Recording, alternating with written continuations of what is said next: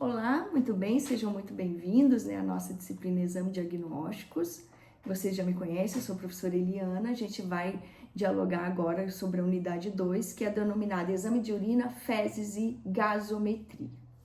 Muito bem, nós sabemos, que o diagnóstico laboratorial ele é um componente essencial para a prática clínica. Isso já está muito claro, especialmente as doenças infecto-contagiosas, pois permite a identificação do agente etiológico e que esse resultado ele vai servir como guia de tratamento.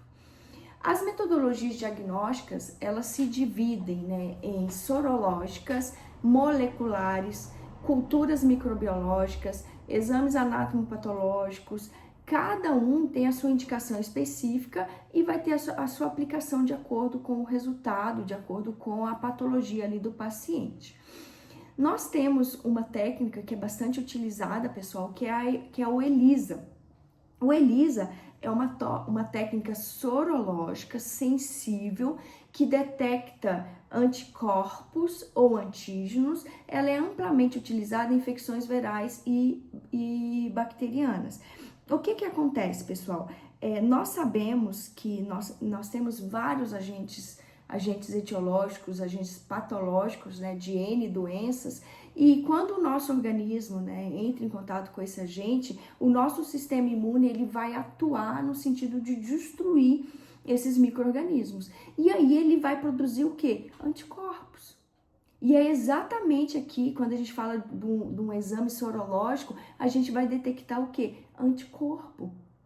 E se tiver aquele anticorpo específico daquela doença, a gente vai fechar o diagnóstico, ok? Então, isso é um exame sorológico. Outro exame importante também, bastante realizado, principalmente pós-pandemia, é o PCR. O que é o PCR? O PCR é reação em cadeia, polimerase em cadeia, tá? Diferente do PCR, que é proteína C reativa, que é bastante utilizado também em laboratório, mas está relacionado com inflamação, tá? Aqui é PCR, reação em cadeia polimerase. É uma técnica molecular que amplifica o material genético do agente infeccioso, permitindo a sua detecção com alta precisão, mesmo em pequenas quantidades. Olha que interessante. Então, qual que é o princípio, bem grosseiramente? Ele pega o RNA, ou então o código genético ali daquele micro-organismo e amplifica. E uma vez que amplifica, a gente consegue detectar, ok? Então é bastante, usou muito, e usa bastante, usou muito na pandemia, para a detecção do Covid, ok? Outro exame bem utilizado e bem interessante são as culturas microbiológicas, e nós temos também a hemocultura, que são essenciais para identificar esses patógenos em casos de sepse ou infecção sistêmica. Então, nós temos, por exemplo, o paciente que fez aqui uma cirurgia, um canal, e de repente, como abriu, nós temos toda a microbiota da boca, que é comensal, não faz mal, mas quando abre o canal, permitiu que essa bactéria caísse no sangue. E aí, caiu no sangue, espalha para todo órgão, célula e tecido. E aí causa uma sepse. E aí a gente coleta o sangue do paciente, principalmente nos horários de picos febris, e fazemos a hemocultura para isolar e detectar esse paciente. A correta coleta, como que é a forma correta de se coletar aqui essas amostras, Tem que ser totalmente de forma asséptica, pessoal, porque se você tocar, obviamente, você vai estar contaminando. Então, tem que ser com luva, tem que se manipular essas amostras de uma forma muito asséptica para evitar a contaminação e garantir os resultados confiáveis nos exames de cultura. Como que eu vou garantir que aquele resultado não é da minha mão? Eu preciso garantir que é daquela amostra, porque isso é muito grave, isso é muito sério. Por isso que ali a gente vai sempre manipular essas amostras perto ali do bico de Bunsen, capela, para a gente manter isolado esse material. Os exames anatomopatológicos, eles exigem cuidados rigorosos, na coleta e no transporte da amostra para garantir a integridade dos tecidos analisados. Isso, sem dúvida nenhuma, é super importante. Imagina o paciente estar ali com uma suspeita de câncer, por exemplo, vai, coleta ali um tumor e manda para o anátomo patológico e aí não preserva essa amostra. Então, tem todas as características, tem todas as regras a serem seguidas para preservar essa amostra, para a gente ter certeza que tudo que for detectado no resultado tem relação com a amostra e não com contaminação. A escolha da técnica diagnóstica ideal, ela depende do equilíbrio entre sensibilidade, especificidade, custo, tempo de resposta e contexto clínico. Isso sem dúvida nenhuma. Toda técnica que a gente vai realizar tem um custo. E aí é super importante que a gente leve em consideração especificidade, sensibilidade. Às vezes ela pode ser muito sensível, mas ela não é específica. Entende? Então, o ideal sempre olhar ali o cutoff do kit, observar isso e buscar sempre fazer aquelas técnicas que elas sejam o mais específica e sensível possível.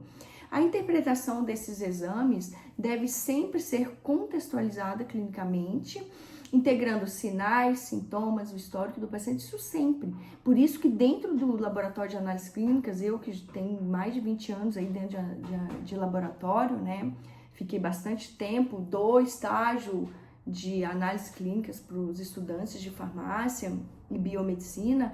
Então, vejam, é super importante que a gente leva sempre em consideração o contexto do paciente. As informações clínicas, elas são fundamentais.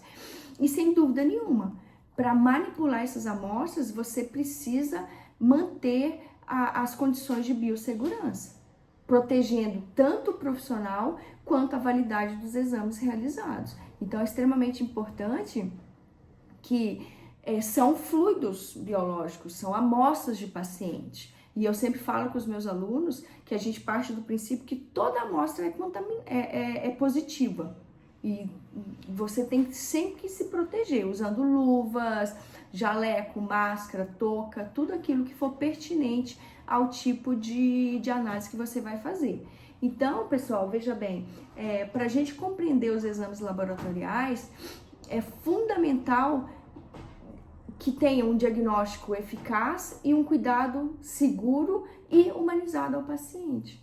Então, você precisa garantir tudo isso. O diagnóstico, ele tem que ser eficaz, ele precisa corresponder às alterações do paciente e você precisa, sem dúvida nenhuma, tratar esse paciente de forma humanizada. E claro que quando a gente fala aqui, né, é super importante que a gente rever, né, os principais conceitos dessa unidade, explorar os materiais complementares para aprofundar os seus conhecimentos. Nós temos lá toda a parte escrita e tem toda a indicação ali de livros, de artigos para vocês estarem, né, aprofundando conhecimentos de vocês.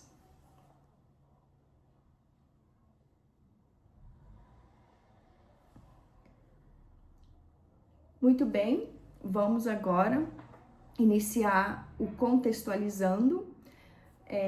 Nós sabemos, né, que os exames, eles são fundamentais, mas quando a gente fala, né, da questão aqui de um paciente que está com sintomas inespecíficos, como febre, mal-estar, dor generalizada, o diagnóstico clínico, ele pode ser desafiador, porque são sintomas muito gerais, várias doenças apresentam os mesmos sintomas. Por isso que os exames laboratoriais, eles são fundamentais para esclarecer esse quadro. E eu vou estar sempre reforçando com vocês a necessidade de que os profissionais, eles tenham esse conhecimento e solicite a realização desses exames de forma adequada.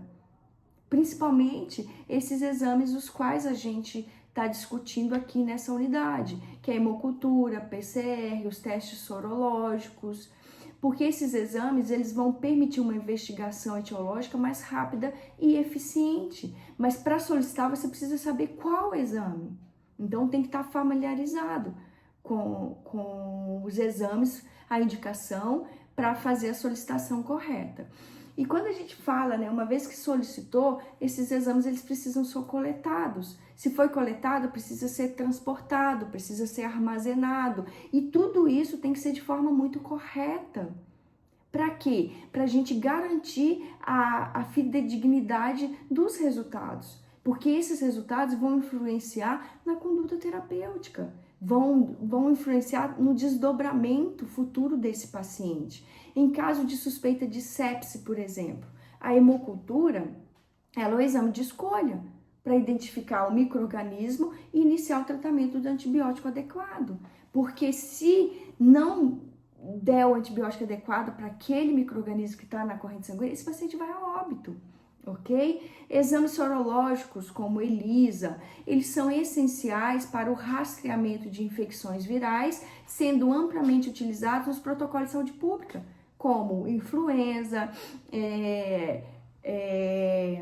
Covid e vários outros. A PCR, por exemplo, reação em cadeia polimerase, ela permite diretamente o material genético de vírus e bactérias, sendo especialmente útil em infecções respiratórias, gastrointestinais e neuroinfecciosas. Aqui a gente tem o exemplo, Covid e várias outras doenças também. A cultura de ponta de catéter, isso aqui é muito comum em paciente em unidade de terapia intensiva. Quando coleta ali a ponta do catéter que manda para o laboratório, é fundamental, é indispensável a investigação de infecções relacionadas aos dispositivos invasivos, especialmente em pacientes críticos, doente crítico. Esse doente está na UTI, entende? E tudo ali que está causando infecção tá impactando diretamente na recuperação desse paciente. Além disso, a gente tem exames também como a análise histológica de tecidos para confirmar infecção fúngica, parasitária ou mesmo diferenciar neoplasias de processos infecciosos. Que aí pega ali o anátomo patológico, pega ali um pouquinho do tecido e manda para o laboratório para ser pesquisado. Então, sem dúvida nenhuma, né? A gente precisa conhecer esses exames e precisa também compreender um pouquinho relacionado à técnica. Quanto tempo que leva para processar esse exame? Quanto tempo que vai liberar os resultados desse exame? Qual que é a sua sensibilidade? É prioridade diagnóstica para esse paciente? Então, a gente tem que avaliar tudo isso porque isso vai impactar diretamente no início do tratamento de forma correta. Ok? Então, sem dúvida nenhuma, né, a atuação precoce, baseada aqui em exames laboratoriais, pode reduzir complicações, tempo de internação e taxa de mortalidade, porque está tudo correlacionado. Tem a suspeita diagnóstica, tem a confirmação diagnóstico e tem o direcionamento do tratamento. Isso sem dúvida nenhuma. O diagnóstico laboratorial, eu diria que o diagnóstico laboratorial, ele é a ponte entre o conhecimento científico e a prática clínica. A correta utilização aqui dos resultados laboratoriais vai salvar muitas vidas, sem dúvida nenhuma. Porque a partir dali do resultado do exame é que vai adotar uma conduta terapêutica adequada, ideal. Por isso que eu sugiro que vocês reflitam, né, sobre os contextos em que vocês podem aplicar esses conhecimentos e fortalecendo sempre um raciocínio clínico baseado em evidência. A gente tem aí tudo, artigos, os kits, material, livros, então usem disso, usem do conhecimento de vocês para salvarem vidas.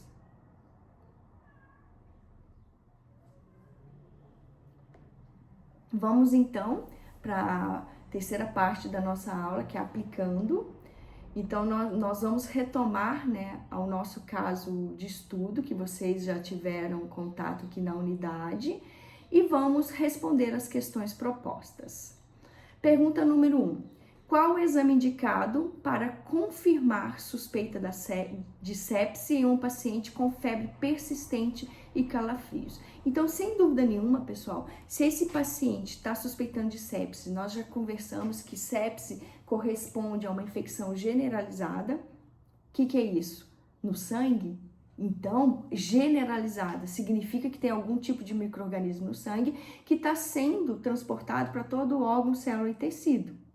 Isso é a denominação de sepse.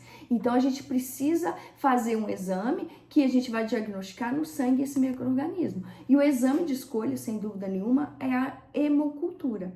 Porque através da hemocultura, a gente vai conseguir investigar qual o micro-organismo, se é uma bactéria, se é um fungo ou outra substância, que está causando essa sepse. E através dessa identificação, a gente consegue, né, trazer ali para o médico toda a antibiótico terapia específica para esse paciente. Em casos de infecção pulmonar, em pacientes intubados, a coleta do aspirado traqueal ou lavado broncoalveolar é essencial para isolamento do patógeno e avaliação da resistência antimicrobiana. Então, aqui, nesse caso, a gente vai fazer uma cultura com antibiograma, caso de um paciente com infecção respiratória. Outra pergunta, né? Em qual situação a técnica de RT-PCR é mais indicada do que as sorológicas? O RT-PCR, pessoal, é o mais indicado quando há necessidade de detecção direta e precoce de material do patógeno, como infecções virais agudas. Quais? Covid, influenza, dengue. Então, PCR, sem dúvida nenhuma, é o mais indicado. E o preparo e transporte, né, adequado dessas amostras são essenciais para preservar a viabilidade dos micro-organismos e garantir a precisão dos resultados, sem dúvida nenhuma, é aquilo que a gente já discutiu. Nós temos sempre que ter a garantia da qualidade da nossa amostra. A pergunta número 3, quais são os principais fatores que influenciam o tempo de liberação dos resultados? Então, nós temos muitos fatores. Esses podem estar diretamente relacionados ao tipo de exame, necessidade de cultivo, como culturas, entende? Nós temos exames e esses pacientes, por exemplo, de UTI, as provas para avaliar se o paciente está infartando, né, como troponina, não sei o que, e vários outros, dedímero, a gente libera em 5 minutos. Mas no caso aqui, nesse caso específico, que é uma amostra, né, por exemplo, tirou ali o catéter do paciente, isso aí a gente tem que fazer cultura.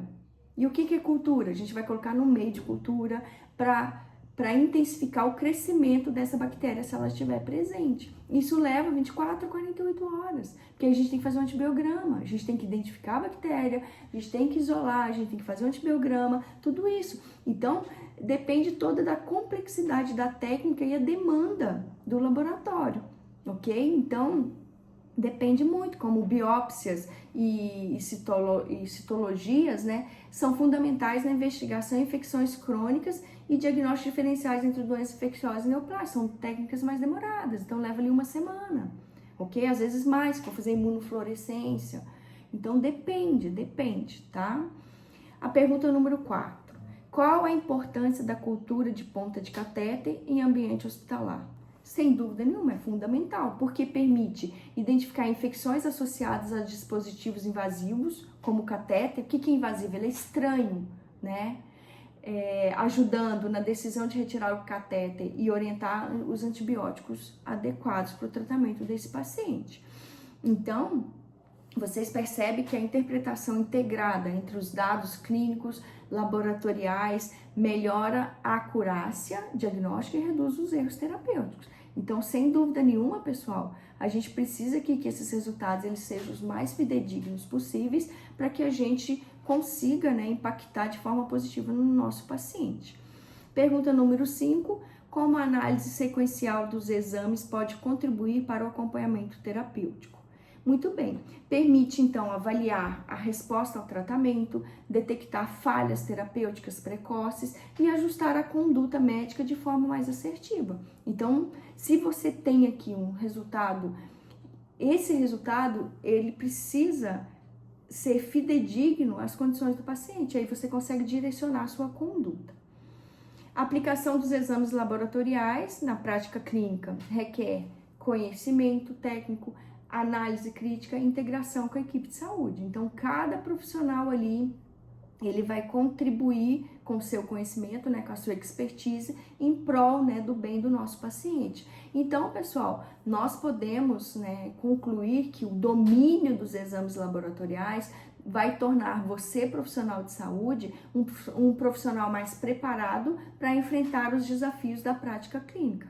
Isso sem dúvida nenhuma. Então, vocês percebem que o conhecimento relacionado aqui aos exames laboratoriais são fundamentais. Por quê? Eles fazem o diagnóstico, eles fazem acompanhamento, eles orientam conduta. Então, nós, profissionais de saúde, precisamos conhecer os exames, precisamos saber interpretar esses exames e fazer as correlações necessárias em prol do nosso paciente.